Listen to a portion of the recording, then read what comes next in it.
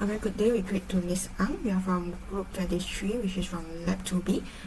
So for now, we would like to start our presentation of our project. So I'm Pepe, the group leader, and my teammates are Esther, Xin En, and Yu Ting. So now I'd like to pass it to Yu Ting to proceed with the presentation. Thank you, Pepe. Let's have a look at our Gantt chart, which represents the timeline and flow of every implementation stage in this project. The delivery of this project took up to 13 calendar weeks, starting from the formation of group until performance testing and documentation stage. Every project requires careful planning for cost and performance optimization. Our group has planned a total budget of 280,466 ringgit and 70 cents. The network hardware and components accounted for 245,239 ringgit and 70 cents, while the cabling and sockets components cost 547 ringgit. The cost for man-hour requirement is allocated with 34,680 ringgit. With all the PCs came with their Windows 11 operating system, including Home and Pro version, it does not need any additional cost for the network software and configuration. That's all for the budgeting. Now let's move on to the logical topology design with Esther. Thank you, Yu Ting. Hello everyone, I'm Esther, and I'll now continue on the logical topology design. The network is divided into distinct sections, each serving a specific purpose. Lab 1 and Lab 2 each contain a switch that connect 25 PCs each for efficient communication and scalability. A dedicated system administration section connects 2 PCs through a switch for centralized management and administrative tasks. The server network connected via switch 7 includes a web server, DNS server, and file server, ensuring robust support for network services. The administrative section consists of a smaller network where 5 PCs are connected to a switch for administrative functions. Similarly, the tutor section connects 8 PCs used for instructional purposes, while a wireless network integrates laptops and wireless PCs via an access point, showcasing the inclusion of wireless technology. Classrooms are organized with a central switch that connects PCs in 7 different classrooms, ensuring network accessibility for students and staff. Routing is handled by multiple 2911 routers and a central Cloud 0 node, which interconnect different segments and ensure seamless communication across the network.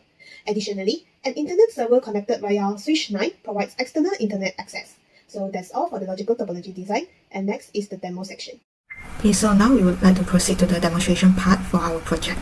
So now I will demo the connectivity of different devices across the network. So now we will start with the connectivity between different labs, which connected by a same router. So we will start to ping PC25 of Lab 2 from PC5 of Lab 1. So we can search for the IPv6 address of the Lab 25 first. So we can go to command prompt and type ipconfig.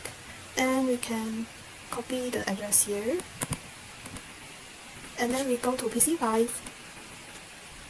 Command prompt, we can ping the address of PC25 and then we click enter. So we can see that the packets all are sent and received successfully with 0% loss, which means all are successful. So next we can try to ping system admin from admin, which is connected by this router 6. So we can find for the IP address of this SA1.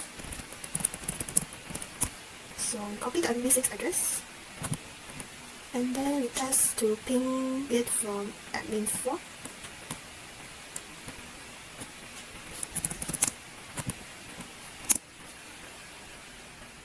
And then we'll reply from SA1, PC SA1, so it means the ping are successful.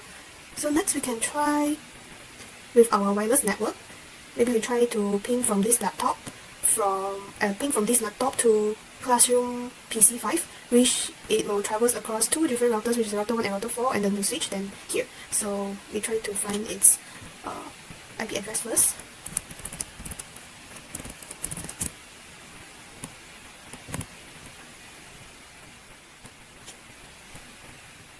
And we ping from the laptop from different routers.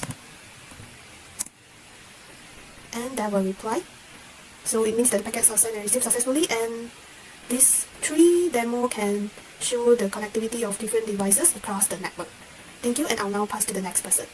So now I'd like to demonstrate on how the PC is able to access to the web server. So cisco.com is actually configured with our IP address for the web server. So therefore I'd like to just access the web server by typing in this URL, which is this cisco.com. So it might be taking some time on it. So as you can see here, you'll be able to access on it. Next, I would like to try it on in Lab 2 PC29.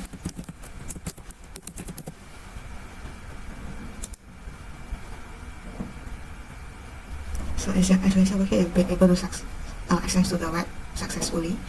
Next, I'll try on the system admin PC1.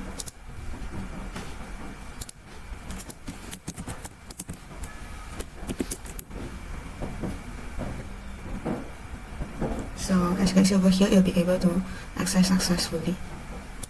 Next, I'll try on the PC in Classroom 6.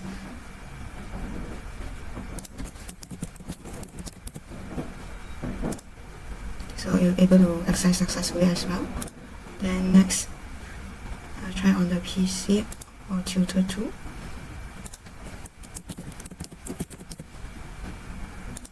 So as you can see over here, you'll be able to access to this URL as well.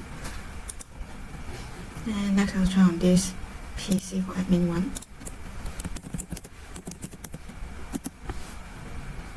So you'll be able to access it successfully as well. Then next, I'd like to try on this wireless PC 1. So as you can see here, you'll be able to access as well. Lastly, I'll try on this laptop, wireless laptop. So as you can see over here, you'll be able to successfully access to the web server as well. So that's all from me. Now I'll pass it to Sid to continue on it. So we have configured the DNS like this. The Cisco.com will be used in the server connectivity, and the FTP.com will be used in the file server connectivity, and the last one, the Google.com, will be used in internet server connectivity. Now let's start by checking if the file server works. For example, we can use the PC16 and open the text editor to write and save the text file. For example, I can type the hi, I am Xin-en, and then save the text file using the xin-en.txt. Then we can go to command prompt to access the FTP server by using the FTP command. So let's enter the Cisco username and the Cisco password first. Then we can access the FTP server using FTP and our FTP server address, and upload the text file using the command port. So after this, we can verify whether the text file is saved in the FTP by accessing to any end devices such as Group23 and log into the FTP to retrieve the text file. So we can enter the Cisco username and the password first as well. Then we use the get command to get the file.